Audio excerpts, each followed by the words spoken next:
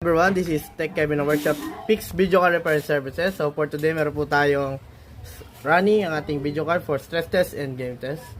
So ito po siya. Current line number po natin is 3130. So this is Acer X na RX 580 8GB po siya.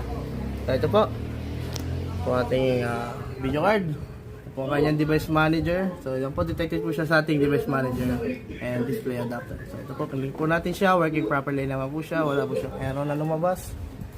And bali nira na rin po natin ang kanyang video card sa ating superposition benchmark. So ito po ang kanyang settings, 8K optimized po ito. Ito po ang kanyang score. Test list po natin ang kanyang and also ito po tech power up naman po. Ito po ang kanyang specs ng kanyang video card. Ito po. See, kita po lahat, detected po, lumabas po sa ating graphics card. Ito naman po kanyang sensor, GPU clock, and GPU temperature po mababa po, 74. And fan speed pa lang po nito, 34 pa lang po.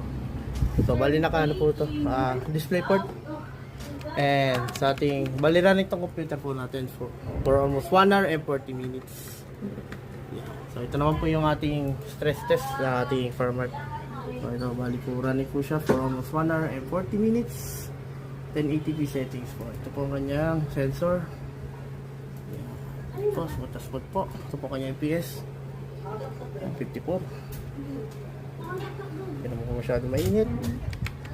And ito, okay sa games. Bali, may problem po nito sa customer po natin. So this blue screen. Bali, for 1 hour po, nagbo-blue screen po siya. And yan, bali medyo ano naman na to, 140 minutes naman po. And running siya sa ating game test and stress test po yan. Yan, working properly naman po. Bali, may solution po ginawa din dito. Linis po natin, manual cleaning po through microscope. And also portion stage of cleaning po sa ating with ultrasonic. Tapos nireplace po pala natin yung kanyang thermal pad and thermal paste. Bali, pinaprove po natin yung high cost. Ayan po. So, ang findings po pala dito, bali yung PCB niya po kasi sobrang dumi po talaga. And sumabay din po kasi yung residue ng kanyang thermal pad. Expired na po kasi yung kanyang thermal pad. So, for now, running po kanyang GPU. Goods naman po. Po, paligyan natin power light. So, running to, kanina pa po siya nilalaro sa power light, mga pang-anim nata to, 5 na game. So,